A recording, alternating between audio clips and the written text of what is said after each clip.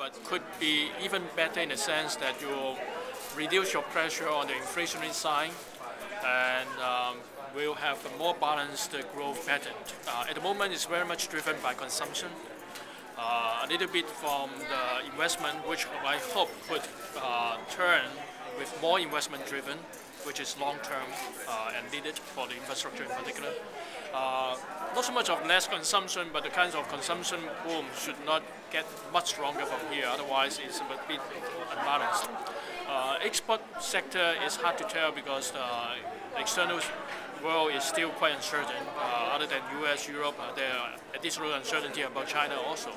So all this add together with somewhat of moderation in consumption, hopefully a pickup in investment, and then still weak external. Growth, the chance for growth to ease is probably the more likely scenario.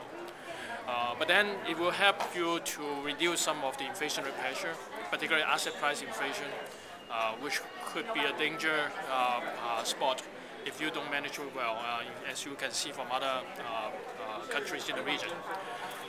Overall, it should still be a reasonably good pattern and outlook. In fact, the issue would be the quality of growth rather than the speed of growth. There shouldn't be too much worry about growth is too slow. The market may think that there could be a double dip, there could be another big recession coming through, triggered by Europe or even US. My reading is that even there's some bigger problem outside, Asia as a whole would still be quite moderate or solid. Yeah. But how would we perform compared to other countries in the region? In many aspects, actually, this space actually has outperformed. You look at inflation, is definitely on the moderate side. The highest inflation is not here. In terms of money supply growth, in terms of loan growth, so all these are well managed within the low single or even high single or low double-digit range, which is well in line with what an economy growing at 6-7% like. The reasonable good balance in terms of external payments. Even in terms of fiscal, which is the area this space seems to be weak compared with the others, there's very significant improvement. You're still running a deficit, but that deficit is not widening, but shrinking. Good improvement in terms of tax correction.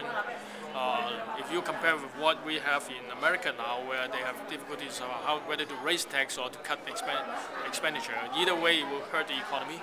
We are not in that position. So if you look at it in this perspective, actually, Philippines, I won't say it's the top performers in all yardsticks, but it's a much more sustainable and well-balanced growth pattern in the region. Is our country's growth going to be driven still by consumer? Yeah, I think you can't change that overnight, but hopefully there are some shifts gradually from the consumer-driven growth to a more investment-driven. Of course, there are different kinds of investment. We don't want too much of short-term investment. We're working on more long-term infrastructural and real sector investment. That seems to be coming through, and the external sector drive, that is not much up to us. We recently see the export number, which was triggered by the Japan disaster. Just remind us that no matter how you work, how hard you work, the external factor is something you may not be able to control. So you better work harder on your domestic side. Consumption is quite good already. The next task is, or next challenge is, will work more on or better on the investment side.